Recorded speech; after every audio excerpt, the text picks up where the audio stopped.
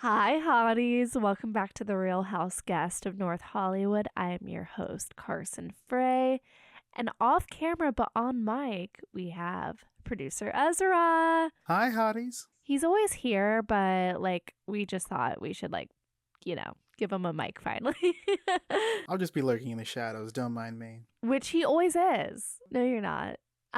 Let's start off the show with some Bravo news. Okay, first off, I want to talk about Phaedra on Dancing with the Stars. Ezra, did you see her performance or I might have caught a piece of it. It was so good. So good, you guys. She wasn't the best one, but she did really good, and I was all about it. And I'm excited for her, and I don't think she'll win, but I think she'll go far. You know?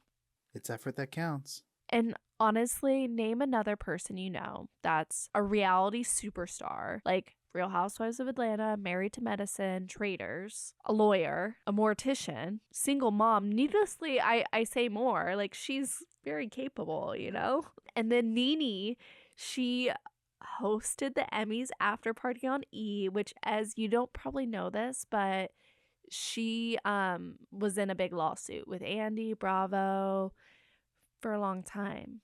It's been like this. Yeah. So E is and Bravo are all owned by Universal. So the fact that she was hired to host it for E means maybe things are better. That's good. I would love Nene. Just anything. Nene. She's been gone for so long. I love her. She looks completely different. She has a new face, but she was still giving us Nene. 5 seconds in, I was like, there's a meme. There's a meme. There's a meme. We have Spritz Society and Lover Boy Part 2. Hard Tea edition. So as you probably don't remember this, but a couple months ago, it came out that Craig invested in a canned wine spritz product. Pretty name. I know, right? Do you know The Toast, that podcast? No, I don't think so. Okay, so it's the girl from The Toast and her husband. It's their thing. Her husband is the guy that has the podcast with Josh Peck. Oh. His thing is he's called Boy with No Job and she's called Girl with No Job. Love it. Claudia and Josh, yeah.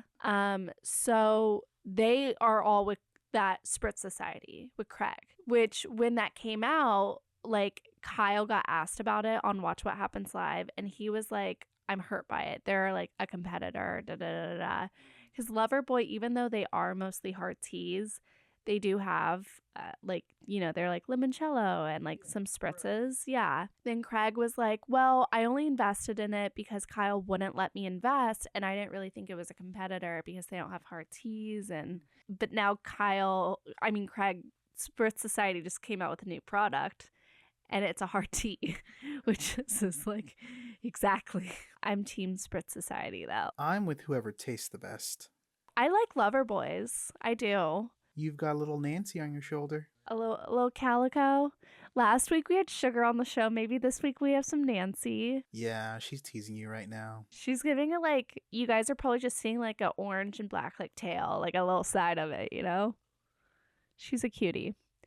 But yeah, that's what's going on with that war. Kind of crazy. Oh my God, guys. I think Taylor and Dakota from Secret Lives of Mormon Wives already broke up. She posted on Instagram that a photo of her and her newborn baby and just being this is welcome to this next new chapter. It'll be the hardest thing I've ever done. Can't wait for season 2. Sheena, there's been a clip of Sheena on her podcast this week because we talked last week about how they're going to do a Vanderpump Rules spin-off new show, about the current I was going to say about the current cast, but about the current employees. So Sheena said she wants to be an executive producer and everyone's making fun of her, but I kind of Sheena could, why couldn't she executive produce it? I don't know why not.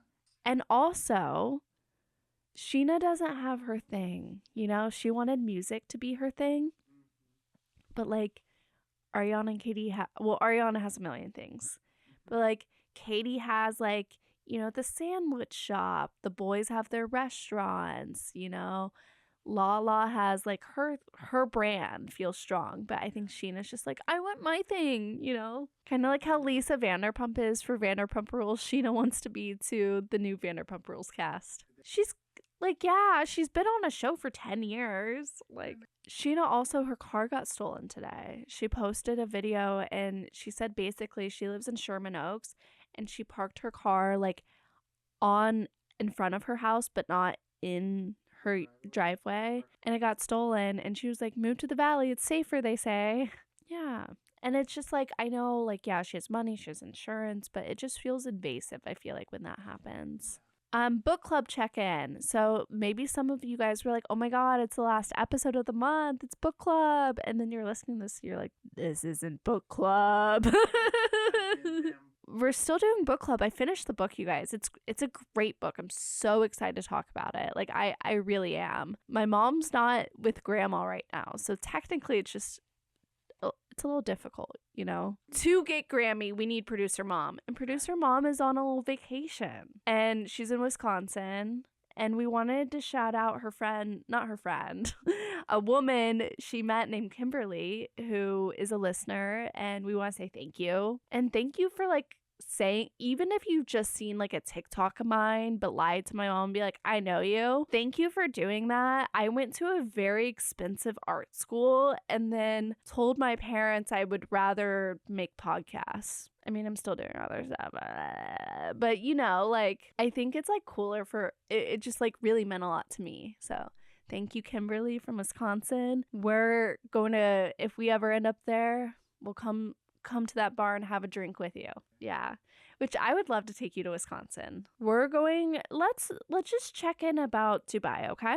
So I'm not going to do like a full recap because honestly wasn't feeling this reunion. Just not my vibe. Not my vibe. Brooks, bad at apologizing. It's like this apology gets like squeezed out of her and she still doesn't even apologize. And then backstage when Brooks like, you wanted to be on this show since season 1. Girl, it's season 2. Like, it's not a flex, you know? It's like, it's one thing for Orange County for them to say that because they're on like season like 17, like something crazy. Dubai's on their 2nd season. Where is Saba? Saba's not at the reunion. She's not mentioned. Justice for Saba. I love Saba. Saba, where are you? Okay, so when you didn't watch as part of the reunion, producer Ezra, but Lisa at one point gets out a prop. And Andy just goes, is this going to land? It doesn't. Yeah. Sarah barely spoke the entire reunion. Like, Dubai is just like so close to being like really good, but it's like not quite there. And like, because what they're fighting about isn't what they're really fighting about, you know? But they're not saying, like, the reunion's the time to say what they're actually fighting about that they can't say because of breaking the fourth wall. But they can break the fourth wall at the reunion.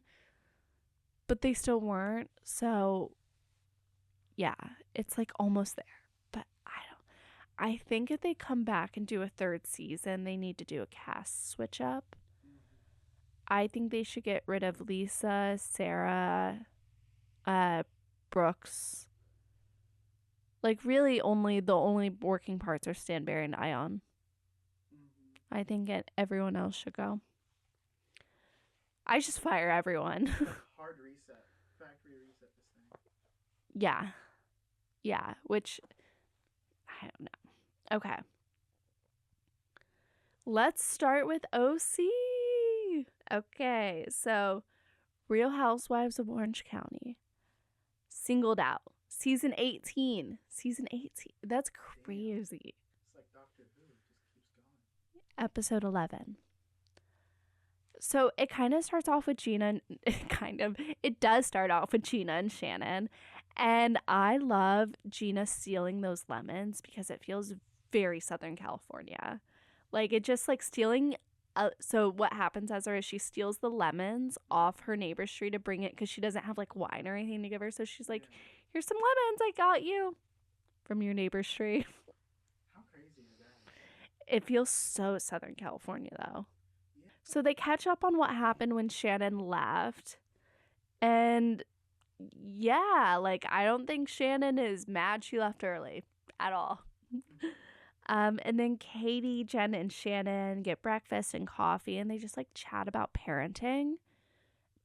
And then Emily's jokes about Jen's money is, like, not funny. Like, she made a joke about, like, Jen paying for their, like, breakfast, and it was just like, oh, are you sure you can afford it, or something like that. It's just like, okay, we get it. Duck the tuck. She's like, what did I do? I'm literally just, like, existing. I just walked. She, like, wants me to get so close where I have to acknowledge her presence, but not enough so that the camera can see her, so the audience can know she's there. She's a ghost cat. Yeah. Whatever. And then, so Emily tells them how she feels about the fashion show and how she, like, feels othered by the experience. And I think Emily's feelings are valid. It's just how she's going about it. I feel like it gets to a point, and maybe not here, but later on, where it feels a little, like, immature, you know? And, like, Emily wanted Heather. It's like, we'll talk later about Salt Lake City, but in Salt Lake City, you know, Heather's on Ozempic. She's all skinny. And then when she sees Mary, Mary's like, oh, Heather, hello, you're skinny now. Like, she doesn't say that, but that's, like, the vibe, you know? I think Emily expected that from Heather, and Heather's treating her like she hasn't lost the weight. And she's even more insecure about that, even though she's lost, like, 25 pounds. Heather's presenting then at the GLAAD Awards. OC needs queer representation somehow, and it's coming through Heather Dubrow. At least we're getting it, though. You know? Some is better than none. I love Terry, though, at the GLAAD Awards being like, where's Oprah? I need to meet Oprah. Oh, I forgot to mention on Bravo News, but I saw today on, I think, TikTok, Sierra got to interview Oprah. Sierra from Summer House. Oh, no way. For Kamala Harris's campaign. Oh, wow. And you can tell Oprah, like, loved her. That's beautiful. Like, my biggest fear about meeting Oprah is not feeling like she liked me. Like, I feel like my people pleasing would go through the roof with Oprah. I'd be like, Oprah, what do you need? Oprah, do you love me? I love you. She seems like she would be very unbothered by things. Yeah. Just, like, vibing. Yeah. That's what I expect. Yeah. I love seeing Meredith in the episode. And I was just like, yes. And it was just like, I just watched Salt Lake City, so watching OC, it was cool. It was cool. And then Katie and her daughter go on a play date with Tamara and her daughter Sophia, and they go make candles, and they are such a good match, like, as friends. I love the daughters' confessionals. Like, they are the cool girls. Like, they are so cool. And, like, and they're so much more emotionally mature than their moms. Like, they're the coolest girls ever. Sorry. And then Vicky's like, so she's talking about her show with Shannon, and she was like, I was inspired by Adele. And I'm like, you know what? I'm sure you were. I am sure you were. So then Jen has a sit down with her oldest son, and it's a tough scene to watch. Like, it really broke my heart because you can see that he's struggling because it would be hard as a teenager if all of a sudden you grew up in a place where there wasn't rules, and then you're 17 years old and your mom has a new man and there's a bunch of rules. Like, that would be weird, right? Oh, absolutely. You know, and then he tells his mom that he wants to live with his dad. It's just like, oh, you know? And I love her confessional when she's talking about how, like, her life at 48 years old or however old she is isn't what she thought it would be, and how she sees herself and her son and she wants to save him. But the best thing she can do is what she's doing is say, I love you, there's boundaries, go, and hopefully you'll come back, you know? And then her just crying in her confessional, it was a real moment. Like, and I know I went on about it last episode of the podcast, but I just love Jen. Like, she is giving us the most authentic story, I think, on OC. Her and Shannon. And that's why OC is so enjoyable. Like, we'll talk about the other stuff, but it is so much more authentic than a lot of the other housewife shows we're getting. Like, her story, Shannon, even, like, it all of it. It's very authentic. So, and then Jen's having the girls over while Shannon and Vicky are doing their show in Louisville. Jen's party being called a fiesta in 2024 when there's literally no Latino people there.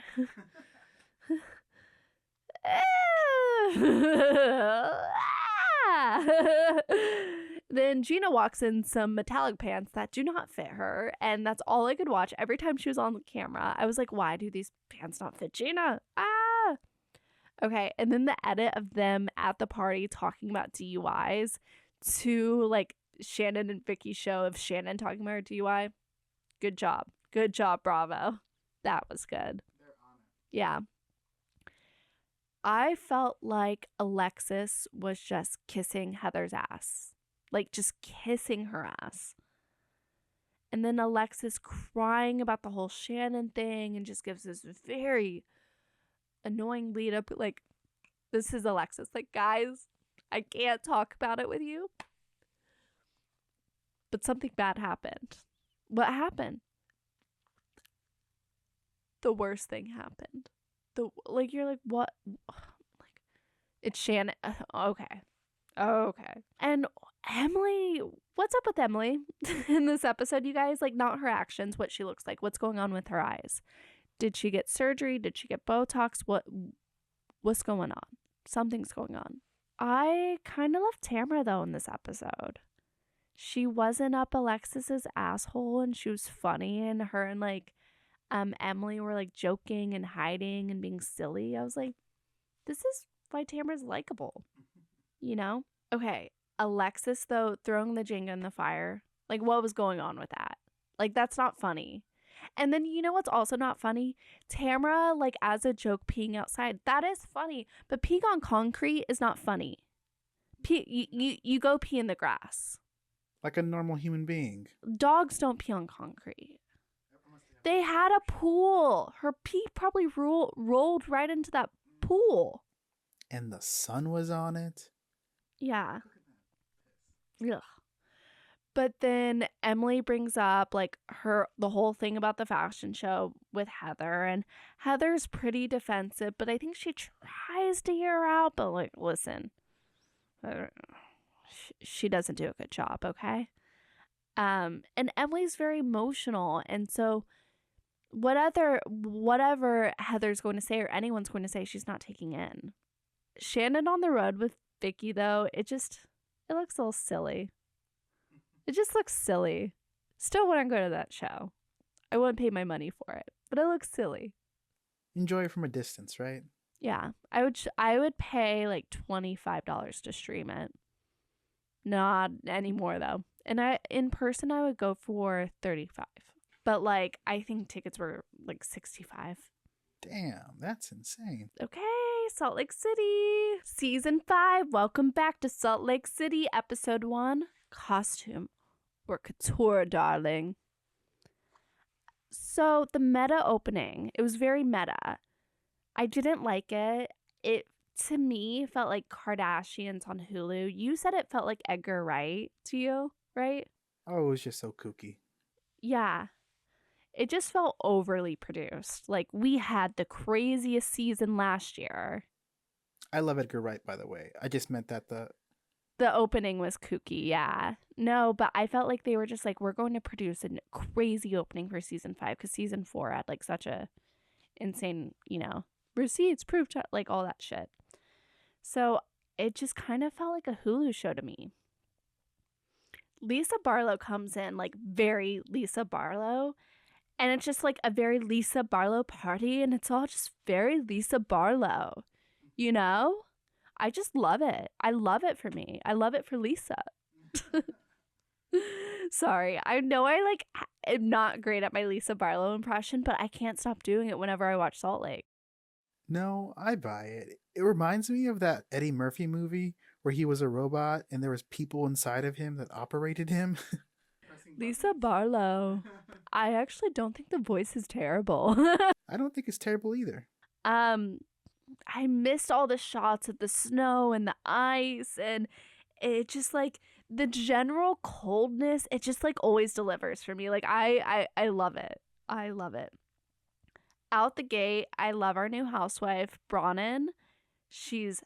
Her fashion, every single look delivers for me. It's so amazing. And like, yeah, I love the underwear, like, and the bra and the jacket and the coat, like that whole look, the yellow one when it's 38 degrees and she looks freezing. She looks fabulous. I love the coat that she only, matches with Rihanna. She only matches with Rihanna on it. Like, what? Like, she's just fabulous. Visually, but as an individual, to be determined. Something seems off, though. You're not sure about her. I don't know, but something seems off. I'm sure the Vile Files was so excited to get mentioned on this episode. Like, I'm sure they will have a 4-hour podcast on Monday breaking down the episode. And you know what? Good for them. More content, Angie's coming in strong with strategy, like hooking up with Mary. Interesting choice, strategy-wise, Mary of all people. But, we all got to have someone. We all need an ally. And you never know what you're going to get with Mary. What the fuck, though, is Heather wearing at this party? And I know she's just trying to show off that Ozempic body, but, like, she's going for fashion, and it's like, it's giving Fashion Nova. This is the first season, though, in the cast photo that Heather's on the end. She's not in the center. Angie's in the center. Ooh, I know.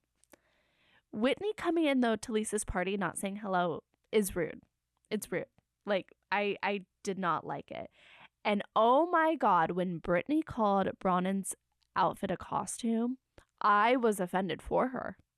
Because, like, looking at her, I knew that was, I'm like a fashion girly, like, but I'm not the fashion girly. I'm no, like, Paige DeSorbo. I was mad. So, yeah, it was rude. It's on the border of a costume, let's say that.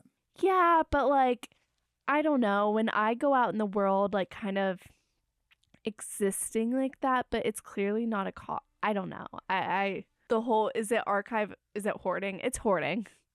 With Mary, she's hoarding. But it is an archive. It's an amazing archive, but an archive is hoarding. It is. Like, it's all what you call it. Brittany, though, she is coming in hot with Mary. She's just, it's awkward. Do you think Brittany was also hired to be a housewife and they made Britton and Bronwyn battle it out for who the friend of was and who the full-time housewife was?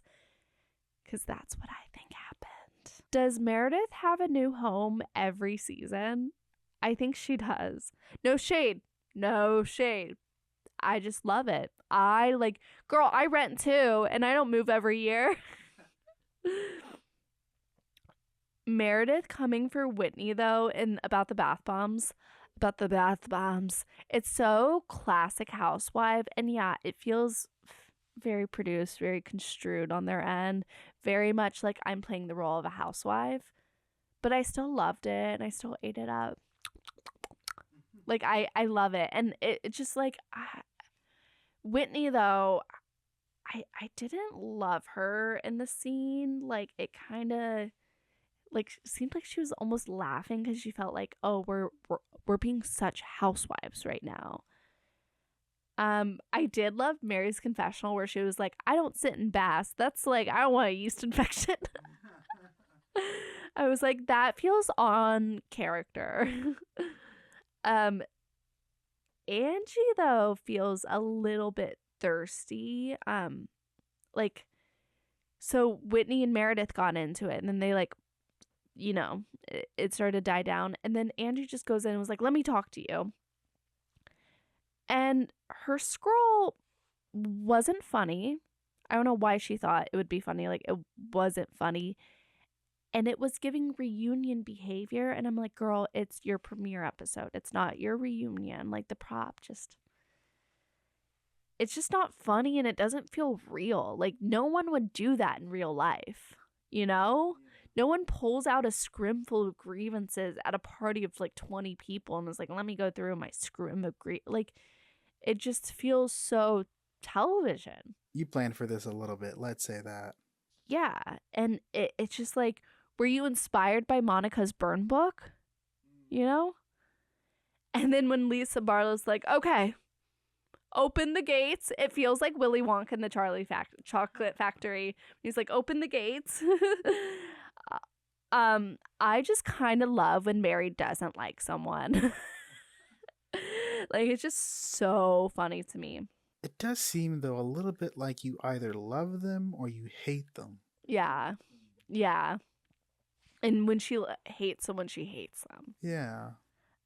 Bronnan's stepkid being older than her, so funny. So funny. So then Angie and Meredith get into it at the table, and then Bronwyn is like a little mediator, and I kind of love it. She's like, okay, let's like get through this. Let's like work it out. And we need that in Housewives. We need a mediator, because otherwise what happened at the end of the episode happens all the time. And she goes, I own my house. You rent. It's like, okay, girl. Okay.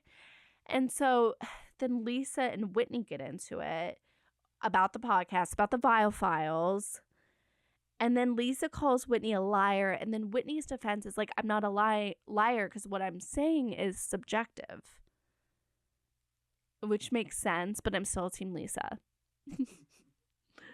And then Angie just like got herself into the middle of the drama then with Whitney and Lisa. And then the table just interrupts with everyone yelling at each other. And like,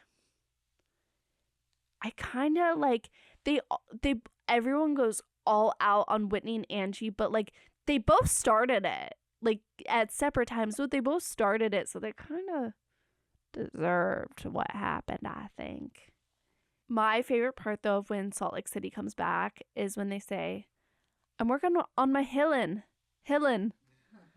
No, it's my Hillen journey. My Hillen journey. It sounds like a South Park dialect or something. Well, Colorado, Utah. Oh, there you go. Yeah. Hillen. Whitney and her Hillen journey. Okay. Oh, well, next week we will have What Remains Book Club with Grammy.